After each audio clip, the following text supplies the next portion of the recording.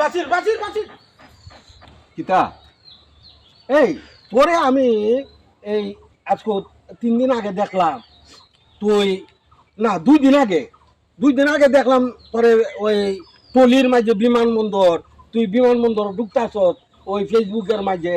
তুই উনকা বেগুক লইয়া কইতে গাইলে আমি তো খুঁজতেই বুঝতাছি না কিতা কইতাম রে বাবা শর্মের কথা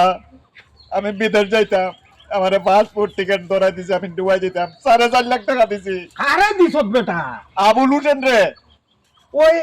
আমরা গ্রামের যা বলুছন ওই আইছে না বিদেশ থেকে এত দুবাই হইতা শুনছি কি আমার কাছে 20 জনের টিকিট লই আইছে টিকিট না ভিসা লই আইছে বেটা ভিসা লই আইছে এটা বুঝি না রে বাবা আচ্ছা আমি যাইতাম এরা 4.5 লাখ টাকা দিছি আচ্ছা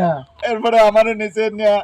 ওই টিকিট ধরাই দেয়া বিমানে তুললে আমি আগে দেখেছিলেন ইন্না লিল্লাহ ওয়া ইন্না ইলাইহি রাজিউন ওই এটা কি তা কইতা তুমি তোরে এই দুবাই ফাটাই তো কইয়া তোরে সিলেক্ট ফাটাই দিতে আমি কিতা কইতাম রে বাবা এটা আমি জানি না তা আমার কাছ থেকে 4.5 লাখ টাকা নিছে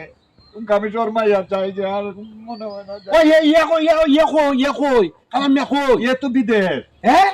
এ তো বিদেশ সর্বনাশ করছি রে তোর অতলাটি মারছে ওই আমার যেটা আছিল সব সময় সম্বল বেচিয়া সব দেলাইতাম কই বিদেশ গেলে বলে 2 টাকা রুজি করলে ভাই বাচ্চা এর বাপ আছে না বাড়ি আছে ইয়ার বাপ রে দুরমু আর তুই আমার সাথে ইয়ার বাপ রে না তুই চারটাম লাগতো